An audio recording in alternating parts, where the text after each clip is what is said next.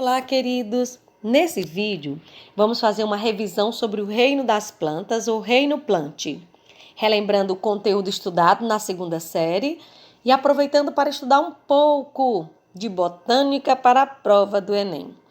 Lembrando que aqui nós trabalharemos com as ideias básicas. Não se esqueçam de buscar mais informações sobre o especial grupo dos vegetais. Todas as plantas que nós conhecemos atualmente podem ser classificadas em 4 grupos: briófitas, pteridófitas, gimnospermas e angiospermas. Na imagem, vocês veem um cladograma ou árvore genealógica dos vegetais, mostrando um aspecto evolutivo desse reino, sugerindo, por exemplo, que as plantas tiveram um ancestral comum representado por essa figura geométrica amarela. Muito provavelmente, esse ancestral comum refere-se a um grupo de algas marinhas de 500 milhões de anos atrás. Ao longo desse processo de evolução, para conquistarem um ambiente terrestre, as plantas precisaram se adaptar às novas condições de vida. Se inicialmente elas estavam na água, representadas aí pelo ancestral comum, para se adaptarem a um novo modo de vida, no solo, com pouca água, elas tiveram que desenvolver uma série de habilidades.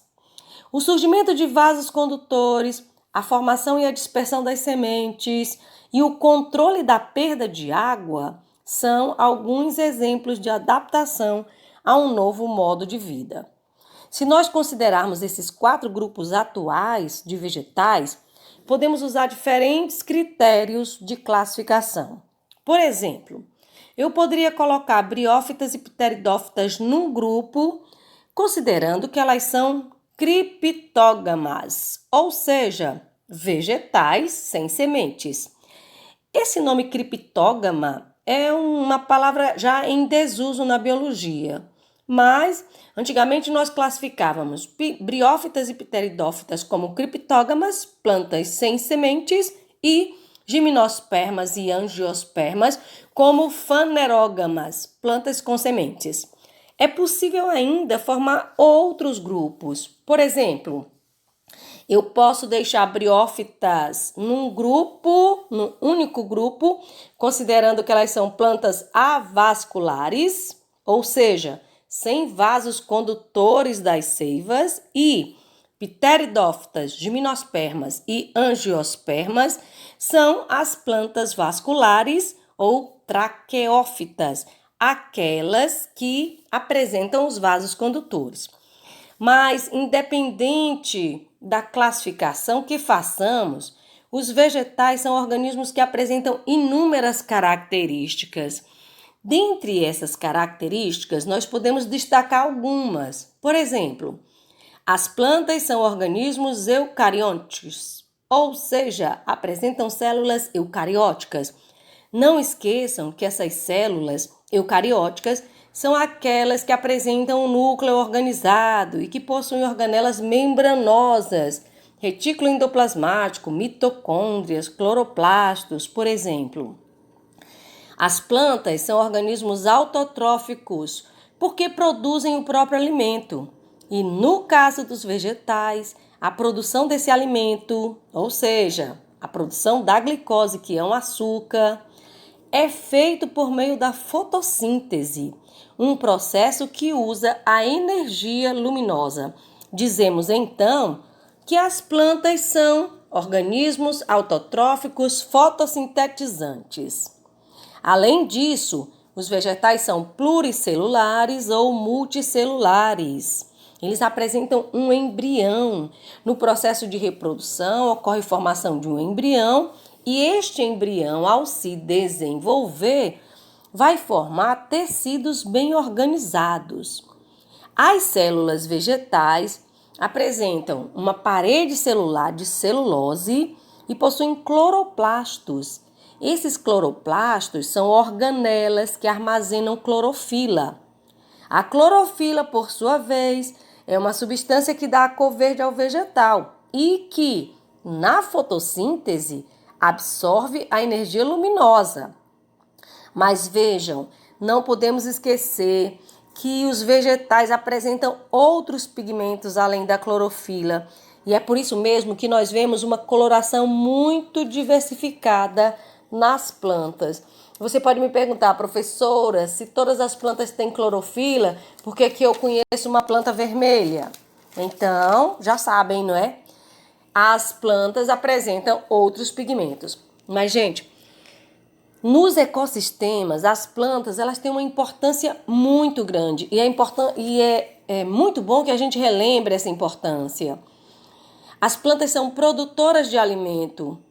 Elas produzem glicose para elas e para todos os seres vivos do ecossistema. Então, nas cadeias de alimentação são as produtoras de alimento.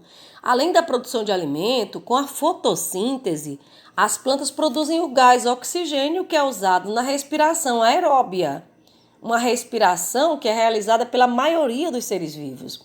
E para realizar a fotossíntese, essas plantas absorvem o gás carbônico, o dióxido de carbono do ar atmosférico, que é considerado um dos gases estufas, aqueles gases que guardam calor, e o excesso desse gás representa poluição atmosférica. Então vejam, com a fotossíntese é possível que nós tenhamos alimento disponível no ecossistema, oxigênio para respiração e é possível que se evite uma poluição atmosférica e o aumento do efeito estufa. Portanto, nós só temos uma saída: conservar a vegetação nos diferentes ecossistemas.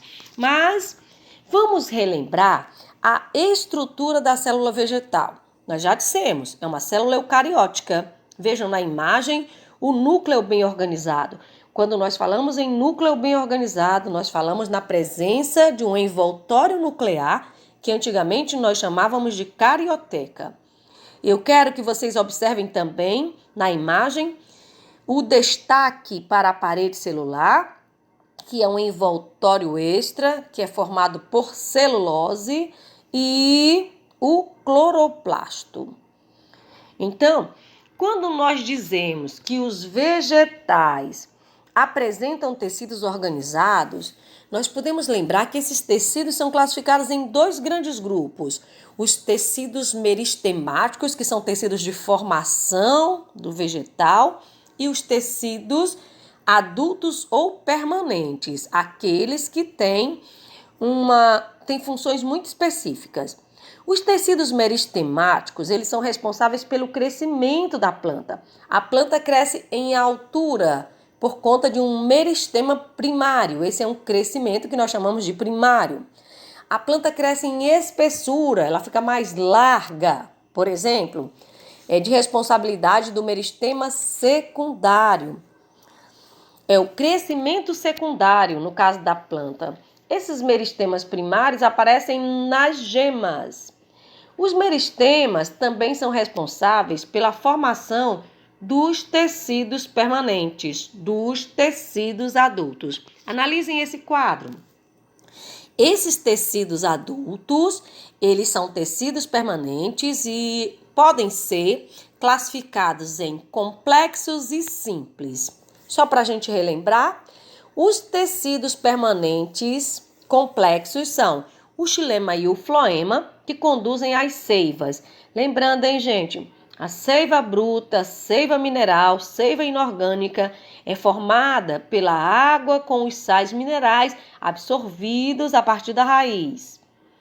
A seiva elaborada, que é produzida na fotossíntese, é uma mistura de água e açúcares. Bom, além do xilema e floema, como tecidos complexos, nós temos também a epiderme, cuja função é revestimento e proteção dos órgãos vegetais. Os tecidos adultos simples são representados pelo suber, que tem a função de revestimento e proteção, como a epiderme. E nós temos também o colênquima e o esclerênquima, que sustentam o vegetal, são responsáveis pela sustentação da planta. E temos o parênquima, que é um tecido de preenchimento e de armazenamento de substâncias.